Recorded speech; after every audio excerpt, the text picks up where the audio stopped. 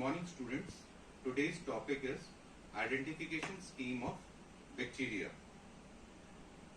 To start with this topic, our objective today's teaching is determining the clinical significance of particular pathogen. What do we understand by clinical significance? It is basically a difference between pathogenic or the non-pathogenic organisms. Detection of antibacterial resistance. Here we want to learn about the pathogen what we have isolated. It is basically sensitive to one particular group of antibiotics, so that we can further recommend it to the doctors or the treating physicians about it. We also have to learn about that these infections can cause infections to the other patients.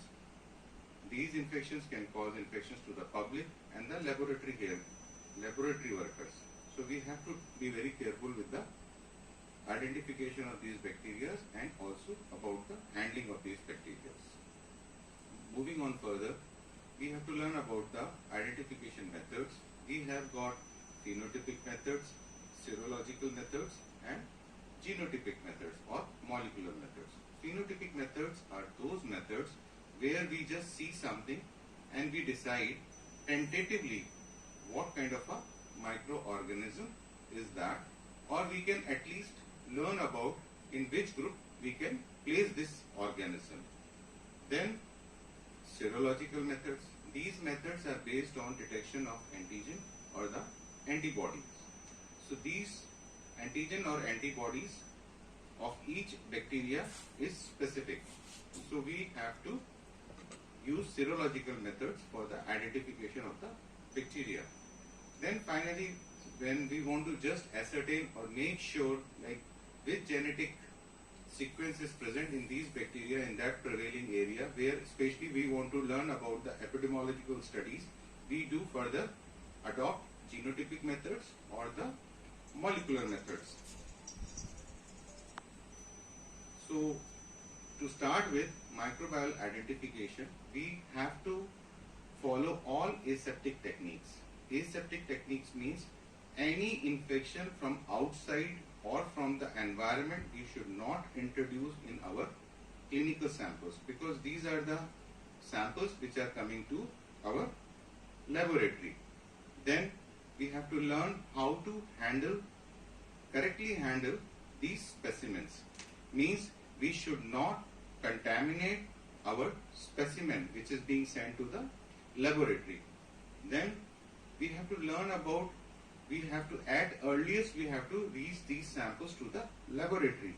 Why we want to send these samples to the laboratory at earliest? Because we want to not compromise on the recovery of these bacteria. If there is any delay, there may be death of any of these bacteria and we end up not able to isolating and treating the patient. Okay. Then when it reaches to the lab, finally with all the care, then we have to culture these samples and we have to further subject it to the identification of these bacteria.